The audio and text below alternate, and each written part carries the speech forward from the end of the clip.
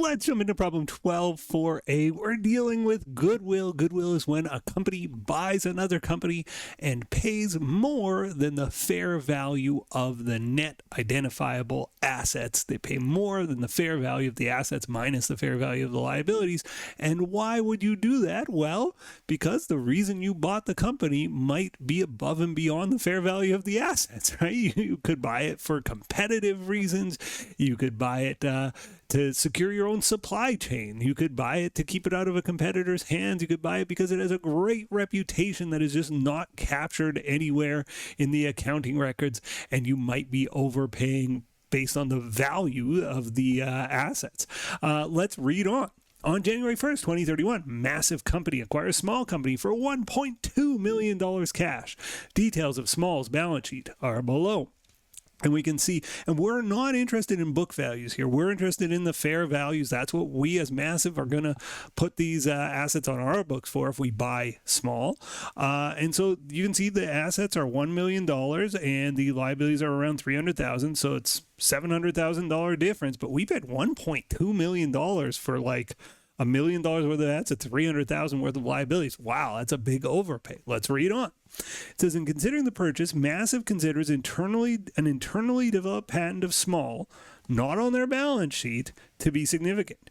It attributes fair value of $240,000 to this patent. So they've done their own internal patent, and they've got a multiple hundreds of thousands of dollars valued patent that just is not showing up in their accounting records. We will, because that is an identifiable asset, we will take that out and we'll consider that its own assets on our books. It says ignore tax implications and note that Massive acquired 100% of Small. If you take an advanced accounting class, we'll do, what happens if they acquire 75%, and it gets harder. So we're doing the easiest version of this. Calculate the amount of goodwill to be recognized on the purchase. So I'll do a quick calculation, then I'll do it sort of the slow and steady way. But the quick way to do it is you say, okay, what did we get? We got $1 million worth of fair value plus this $240,000 patent, 1030 plus 240. We got 1270 worth of stuff, that's the assets, minus the liabilities. The fair value is 310. And you'll notice, by the way, just going down, fair values can be different, right? Our inventory, we assess the fair value being lower than what the company carries it on their books for. PPE net way higher. Maybe they got a big piece of land that's gone way up in value. Bank loans are higher. Maybe interest rates have changed and they have the bank loan at the book value or something like this.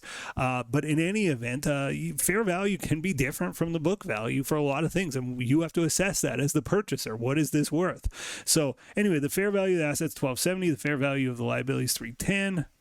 1270 minus 310 is $960,000. That's the fair value of the net assets. What did we pay? We paid $1.2 million minus the fair value of the net assets. Tells you that the goodwill here is $240K. That's the goodwill amount. That is our answer to part A. Goodwill is $240.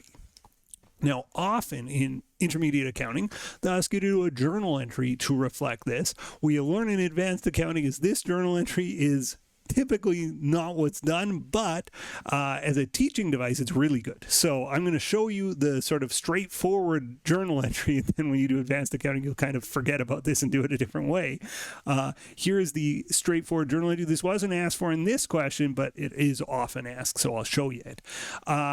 You're going to put all of their assets on your books. So you're debiting cash for 50. You're debiting AR, and we're doing fair values here. AR for 80, inventory for 100.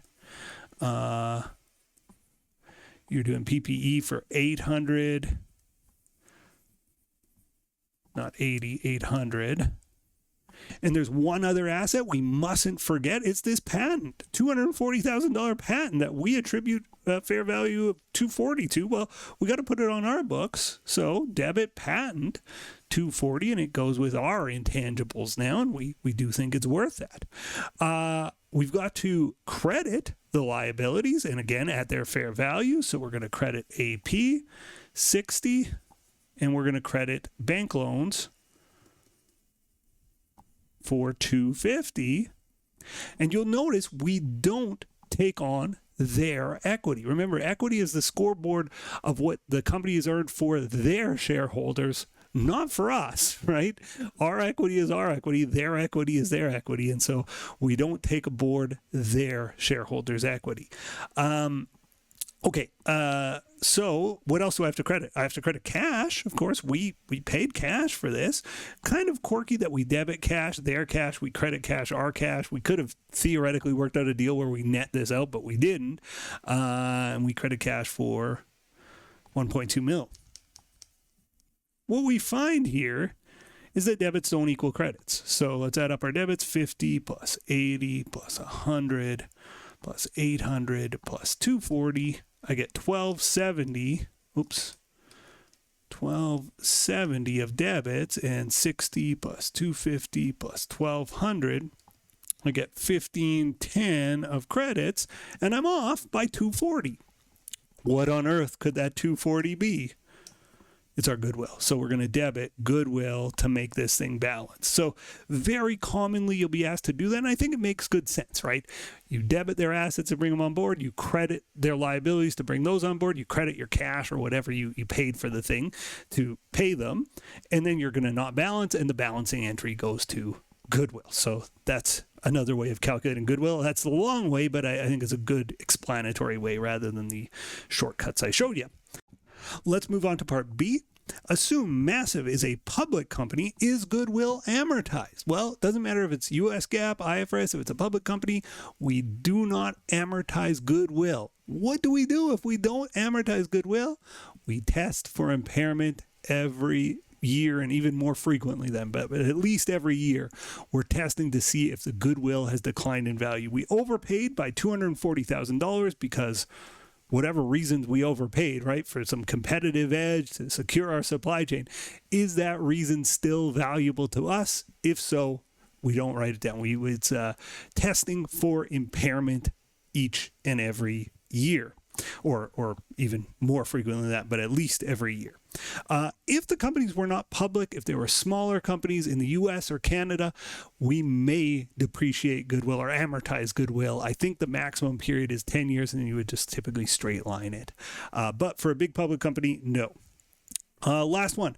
Assume instead of $1.2 million cash, we paid $800,000 cash. How's that going to change your answer? Okay, so let's just say instead of 1.2, this number is $800K. Well, if it's down by $400K, our debits are not 1.5, they're 1.1. And all of a sudden, we are, let's see, 1270 minus 1110. We're off by 160, right? Ignore the goodwill because we're changing that. But you can see, like, debits didn't change. So debits are still 1270. Credits now are lower. 800 plus 250 plus 60, they're 1110. We're off by 160, but it's a credit that's missing. Now, we don't credit goodwill. This used to be called negative goodwill. Now it's called a gain on a bargain purchase. And this is so unusual in accounting. Gain on bargain purchase.